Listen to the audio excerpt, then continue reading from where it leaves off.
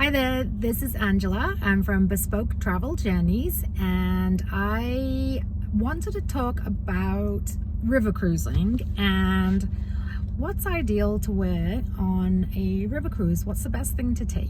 So I just came back from one in October on the Rhine River, so the weather was actually really good considering it was so late in the year. Some mornings were a little brisk, and but for the most part we had decent weather.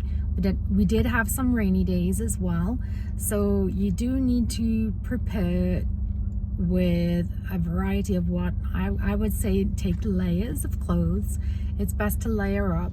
It's always good to travel with jeans and an underlayer as well. If you've got leggings, or take your Lulus with you, you can wear those underpants if you've got if you have other pants that are a little bit more loose fitted. I've got some really nice hiking pants that are quite comfortable, and they are waterproof as well, which is nice. It's a good idea to definitely take something like that, just in case there is a bit of a change in weather. And as far as tops go, I'd recommend taking thin layers, sweaters, a nice shirt, and then maybe throw a sweater over it, or a sleeveless sweater, like a vest type thing, a knitted one. Cottons are always really nice as well. The ships themselves are generally always quite warm, climate controlled, and then your rooms, obviously you can control the temperature in your room. But when you are traveling on a river cruise, I would say definitely take a little, those smaller size umbrellas. They're always handy. The river ships do offer umbrellas, and for the most part there's usually enough for everyone, but they're usually pretty big umbrellas.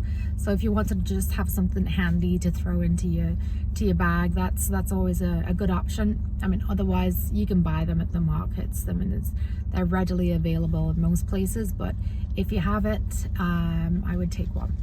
Now, as far as the style, what you're gonna wear when you're actually on the river ship itself, it's quite casual. It's a little different from your ocean cruising. They've not got gala nights or anything like that. They have captains, cocktail parties, welcome parties, that kind of thing. But you honestly don't need to be bringing out your tiaras and your sequins and bejewels and everything. If you've got a nice little black dress, obviously I'm talking about, well, I mean, men or women, if you want to wear a dress, that's fine. But if you've got a dress that maybe you've got a couple of pieces of jewelry, that can kind of jazz it up if you want to do that. But for the most part, you're going to be pretty much going from day to night, transitioning kind of pretty easily. What I'm wearing right now is like a 3/4 length wool coat, and this would be perfect to go from day to night. The other thing that's a really good thing to take is this, and gloves. It's a thin layer of gloves too. If you're going in the summertime, obviously you don't need that. Depending on the river ship, there'll be outdoor pools or at least a hot tub for you to warm up or cool off, depending on the time of year. But I would definitely suggest taking sort of, as far as your pants or a skirt goes, or that kind of a linen dress in the summertime would be nice, because it's casual, but you're not having to get super dressed up for any events like you would on an ocean cruise. It's very casual. For shoes, obviously you want to have good walking shoes that you are comfy in. Now if you're in Europe, then obviously people dress a little smarter than North Americans do.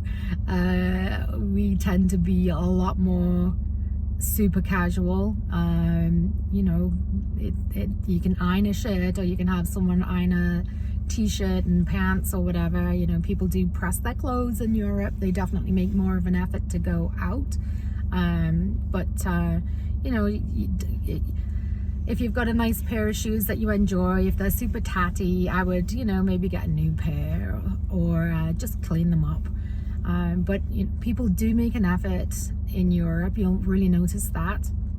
And shopping, of course, is great over in Europe too. So if you do have some room in your bag, then take advantage of being in these great towns where you've got access to great style and nice clothing, and they have a lot of nice locally made. I don't have it on me today. I was going to wear a shawl that I actually bought when I did a Danube River cruise in, when was that? March this year, and I was on Riverside Luxury Cruises, actually, and Alma Magna. I was on 2 river ships during that stay, and yeah, the markets there were great. I got some beautiful items from there, very reasonably priced, locally made, and fingerless gloves and that kind of thing. So anyway, there are amenities on the ship, as the one river ship I was on actually had its own laundry on the riverside, so you can go and do your own laundry. They provide all of the